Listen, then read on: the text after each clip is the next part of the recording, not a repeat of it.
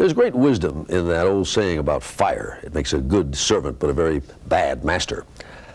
That is true of water as well. Just ask the people of Oregon. Reed Galen has. The downtown area is underwater right there. That's downtown Lake Oswego. There are high water marks in every person's life.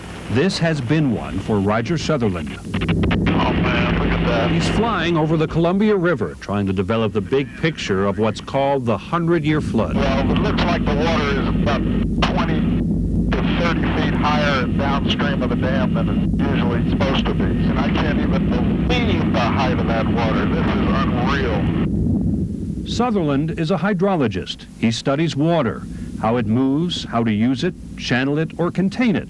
A feudal notion along the Oregon-Washington border this past week. It was the perfect recipe for a flood, an unusual amount of snow and ice, then a rapid thaw. At the same time, the jet stream moved just enough to bring in huge rainstorms. This deluge poured into dozens of rivers, including the 1,200-mile Columbia, one of the mightiest rivers in the world. The basin around Portland is the potential floodplain for 250,000 square miles. This Columbia will drain what's easily equivalent to the states of Washington, Oregon, Idaho, and probably all of Montana, although some of that's up in Canada. 4 days of nonstop rain. 30 counties turned into disaster areas. Jim Kennedy's machine shop became an island. We think we can conquer anything, and boy, we're the rulers of the planet, you know what I mean? And then when something like this, or any of this neat Mother Nature stuff, tornadoes, hurricanes, or what have you, come along, all of a sudden it makes you feel pretty damn small, real small.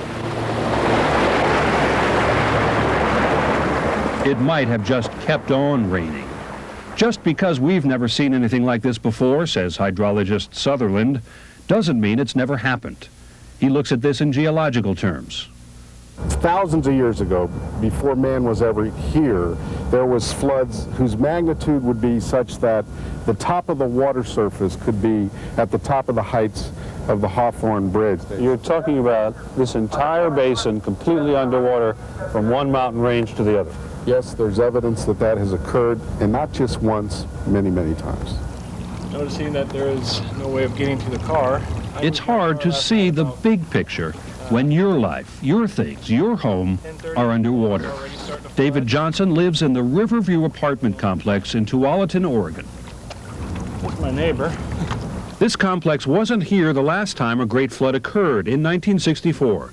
It was built with a potential flood in mind, but not this flood. You know, the results of a large flood after man has moved in and doesn't really appreciate that risk is that we have all this structure, all this buildings. They thought perhaps that this wouldn't occur. It seems so obvious now. Live by a river, one day you might get wet. It was just as obvious when these rivers were flooding people out 100 years ago, but the desire to live near water still obscures the optimism of such a choice. Even now, especially now, perhaps, a flood victim struggles to accept an engineer's larger perspective. When someone says that was a 100-year flood or a 50-year flood, what they really should say is that was the 1% flood, 1% probability, which means it has a 1% probability of happening in any year. In fact, the Columbia has been brought under control to an extent. The monumental engineering feats of the 30s, like the Bonneville Dam, kept this and many other floods from being much more devastating. In all, there are 40 dams on the rivers of this region. Without them, if these dams weren't here, downtown Portland would have been underwater. The 100-year flood would be perhaps the 25-year flood. Oh, we are going to stay in our apartment. We're not leaving nowhere. people take an event like this very personally, as if a river knew or cared. As if this is a battle instead of a natural event. If David Johnson stays by the river, he will have made a choice, not an assumption, about what is possible. Swing you around to give you a good peek. Now that water expert Roger Sutherland's big picture has come so painfully into focus. You have to understand that the nature of our business is the recognition that there is a flood bigger than our ability to control it, and I know it exists.